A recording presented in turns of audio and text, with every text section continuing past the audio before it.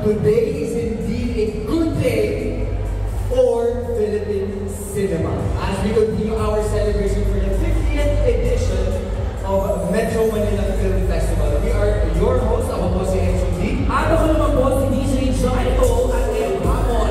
We will continue our historic December festivities as we gear up for the most awaited public screening of our 10 MMFF entries starting on December 25.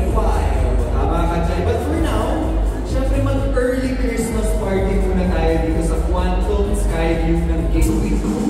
Kasama syempre ang mga bituin plus creative and production team sa likod ng mga nagagandahang MMFF entries ngayong taon. Totoo yan. And dumadami na rin po ang ating mga mamahal na mga bisita, minamahal na mga bisita, at sigurado ko magtatawag pa sila. Kaya sa lahat ng mga nandito sa Madlang Quantum Skyview, welcome to the MMFF 50 Grand Media and FanCon. Siyempre naman, agad-agad pasalamatan na po natin ang Gateway Mall, our venue partner for this event. Dahil naman siya talagang napaka-exciting na mga kaganapan ngayong hapon. Dahil hindi lamang po ito ordinaryong press or media conference, kung hindi isang masayang FanCon vention na rin. Kaya naman, confident tayong lahat na talagang mag-enjoy ang mga nandirito sa mga inihanda nating pasabog. May baon siya sa salitang con, Jaya. Correct. Then let's continue. Yes. Okay. Mag-continue na tayo kung mga hype man lang din yung pag-uusapan ka. Itong media Hashtag MMFF15.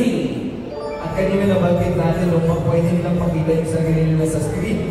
Dito nila pwede makita yun sa Prime TV, the official media partner of our event. Of course, we'd also like to share our gratitude and our special guests and MMFF Eximon who all helped to make this event.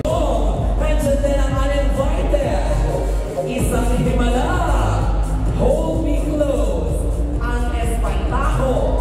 My future you. And the breadwinner is at ang Green Goals. Mention din ang at Strange Frequencies Taiwan Killer Hospital. Isa-isa din na natin silang makakasama, kaya huwag na natin patagalin pa. Let's go!